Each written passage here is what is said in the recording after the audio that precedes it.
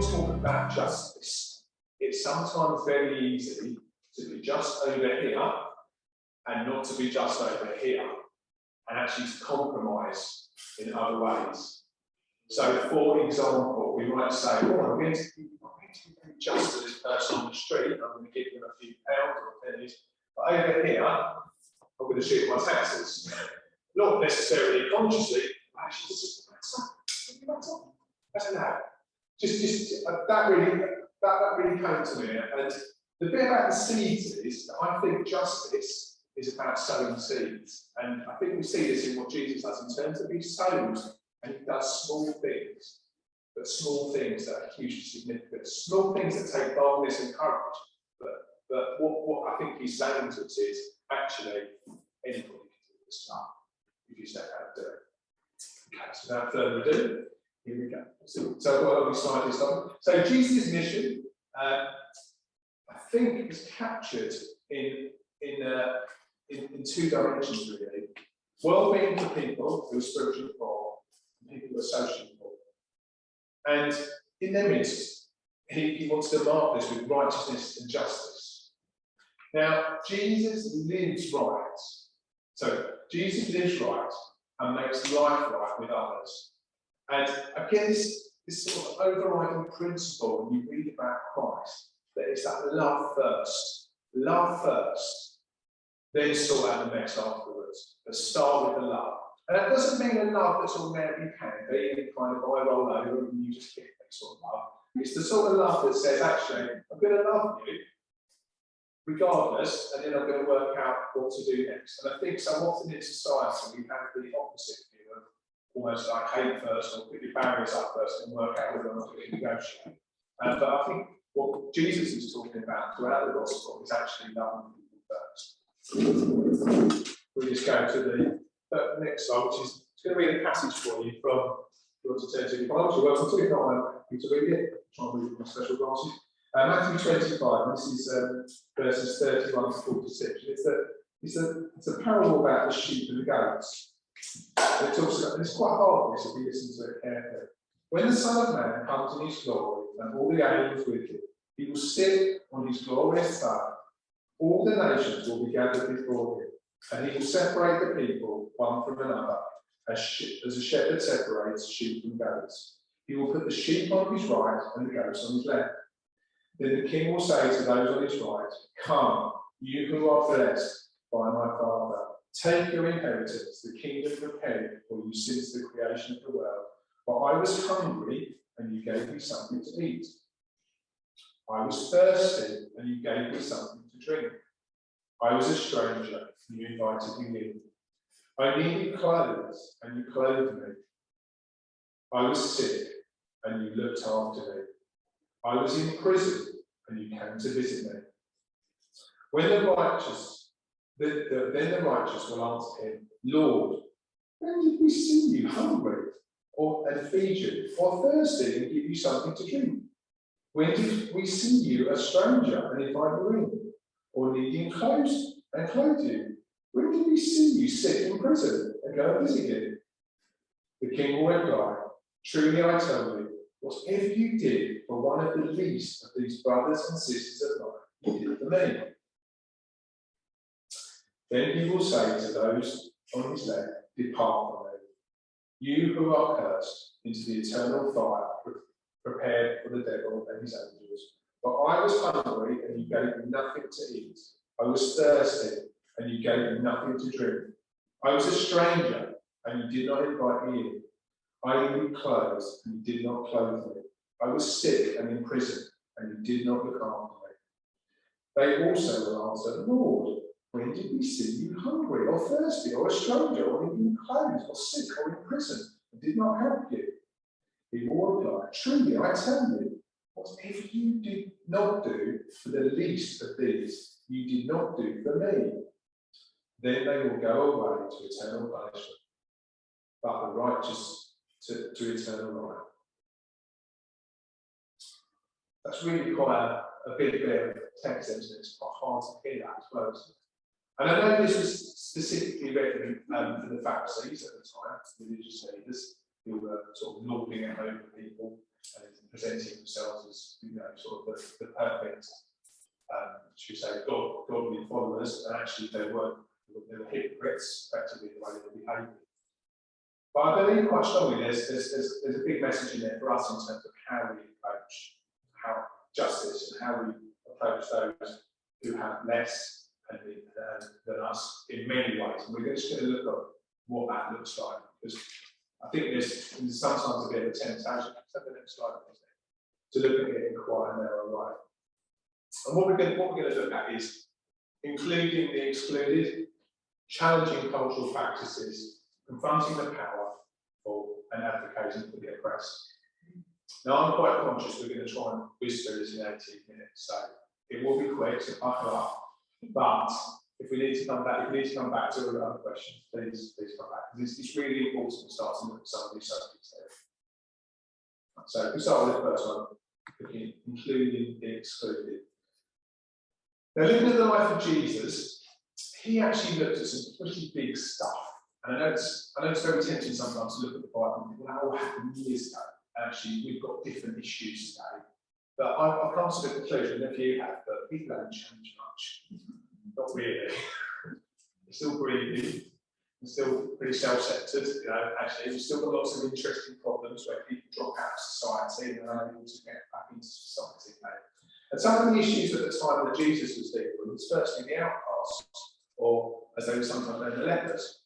So leprosy was quite horrific, or still is quite horrific, because it's not been completely eradicated. And even being associated with the leper would be like a real black mark on your reputation. If you were someone standing in the community. But Jesus chose out of his own choice, again talking about those small seeds, to go and interact with these people. And so in Matthew 8, for example, 1 to 3, a leper comes and kneels before Jesus, and he asks to be made clean, and Jesus heals him, and he prays for him. In Luke 17, the 10 lepers turn up and interact with Jesus, and Jesus heals all of them. And then one of them comes back and recognises him. And then there's in Mark 1, verses 40 to 44, it talks about the leper that comes and asks to be healed, and Jesus says to him, don't tell anyone else, just keep it to yourself. It's amazing that Jesus is doing this. And I think we have to think about, well, who are the lepers in our society? Who are those people that no one's prepared to talk to? Where do we need to go? I suspect it's not very far if we open our eyes and look. I remember a story about a friend of mine, and whenever I walked anywhere with him, he would always find people I couldn't see, like someone lying down in the corner. He would be there. He'd be taking him out home or something. He'd be offering him stuff. He'd be taking him to a shop to buy clothes for about 5 minutes and meeting him. I said to him, James, how do you see these people? He said, they just told me something. No, they're not. I didn't see him. I was completely blind to them. I probably walked past, I remember this one was when we lived in Northampton, in South Bank. I was completely blind to this bloke. I didn't see him there. James walks there once, he sees him straight away. He starts to talk to him. That just comes back to that sort of thing about noticing and then doing something. And all James did was just spend a little time with it. Jesus also looked at some big subjects for our time. So, gender equality. Bit of a hot topic for us, isn't it? There's lots of other equality, what gender equality, and specifically around Martha and Mary, when Jesus goes to visit them, and so let's make sure that's right. Yeah, he won't send Mary away, because Martha's saying, come to the woman's way, come on. Let's be stereotypical, let's do what women do. And Jesus said, no, actually, Mary's got it on. She's spending time with me, because that's what's important at the moment in Luke 10. That's a big deal, because actually, in that social setting, that was a huge shift. I think we sometimes undervalue how significant that stuff is. Also, Jesus healed the woman from bleeding, and she touched his coat. And then he just didn't let it go, did he? He said, well, what is happening up there? Who was it? Because he wanted to know, because it was important that woman was healed and God was glorified. And then we've actually got when Jesus rose again. Who saw him first? Was it the high, powerful priest? Was it the swanky preacher? Was it even one of that inner circle of the disciples? No, it was Mary in the garden. Isn't that amazing? The biggest story in history was changed by someone that was completely did not fit within that culture because Jesus had decided to do things differently. And I don't think we should ever forget how radical that is. Jesus also embraced the excluded, and specifically when he talked around children. He said that when his disciples tried to push the children away from the gate, he talked about saying, the disciples came on for Jesus, Jesus said, no. Anyone that doesn't act like a child in my presence, it's not good. Go to the next slide. Just go too slowly. So cultural change. So Jesus did things like rejecting racism, and he did it around the Samaritans. Those Samaritans, obviously, they lived down lineage, but they were very much seen as second-class citizens. He talks about them a few times. We've got the parable of the Good Samaritan. So if you think about it in that culture, it would be like, I guess, almost be like someone from the Taliban. So Felix is injured on the road, we all walk past him, someone from the Taliban who spent his life killing Westerners comes up and says, actually, I'm going to sort it out. I'm going to take him to hospital. I'm going to make sure he's paid for. That's what this is like. I think we forget that, what Jesus is talking about here. He risked his reputation. He sat down with tax collectors. He even met Matthew and brought Matthew into his inner circle and said, you know what? Stop the stereotypes. I see something in that person. We need to bring him in. And he dealt with it, he met with lots of simple people. Go to the next slide, please. They've got confronting power. So we go to Zacchaeus. Jesus meets with Zacchaeus.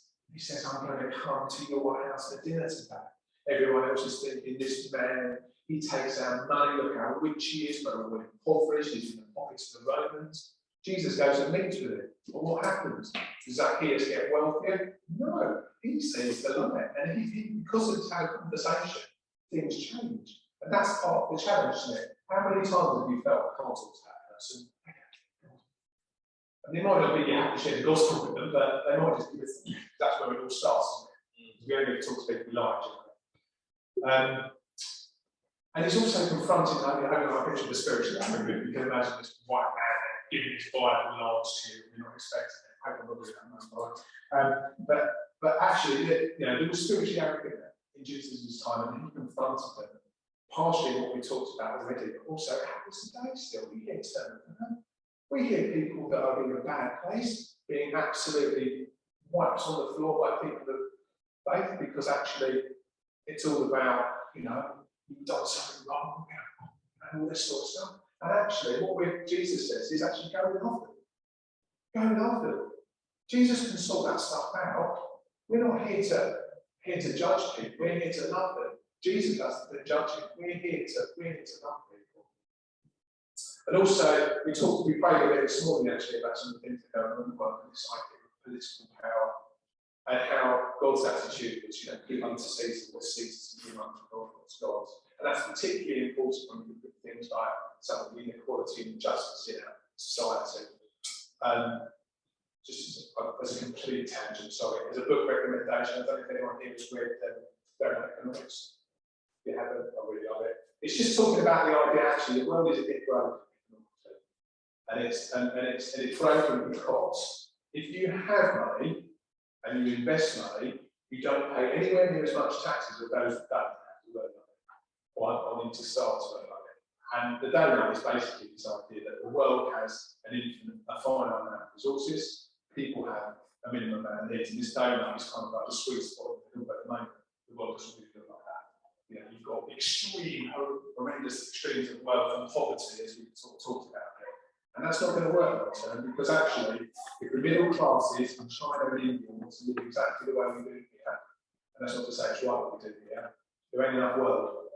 We'd probably look at an extra planet at least, possibly two. We don't actually have our own. So just another quick one on justice, just this idea actually within our own conscience, that bit about where Zebedee's mother asks about the two sons who can sit at the right and left hand of Jesus. And Jesus again just connecting with that and saying, actually, if you want to be first, you need to be last, because actually that's how it's working. We have the next slide. And then we've got advocating for the poor. Jesus does that. When he talks about, do you remember the parable banquet where he says, don't invite your best mates, invite the people that can't invite you back. Because actually in that culture, it was all about building social credibility. You'd invest in your relationships, but it's actually Jesus is saying, don't invest in the relationships in this world, invest in the next. And that's about honouring the poor, inviting the people that no one invites in. But Jesus also has a message for the rich. I put Jeff up here, which is the richest person I can think of. I'm sure he wants to be others. He's the guy that starts Amazon. But Jesus talks as well about advocating to the rich. He talks about the rich young ruler who actually thinks he has everything. Jesus says to him, actually, all you need to do is sell it all. And that wasn't about him saying it was wrong to be rich. It was saying, actually, if you really want to get it, this is what you need to do. That will be different for everybody. And he also talks to Nicodemus as well. He challenges Jesus about actually, you talked about being born again. What does that actually mean? And help him understand that actually it's about a change of heart, not trying to nip back into your mind, which is challenging to say the least. And then finally, just a little, I'm just going to touch on this briefly. We also have Jesus dealing with demons, people who've had spirits that are not good. And he prays them out, and I think sometimes we're called to do that. And it's something that comes up from time to time. I mean, we very much live in a world that has God in it, and it also has other negative stuff in it. Now, what I would encourage you to do is to dump this that you're coming across. One of the best ways to deal with this is to bless people. If you pray blessings over people, the devil's got nowhere to go.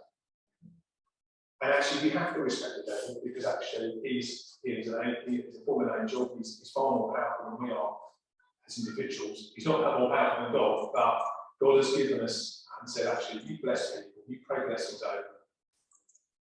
If you suspect that. But I also think the devil wants more airtime than he deserves. Because actually, there's things that we need to do in the name of Jesus that the devil would love, that ties his knots over.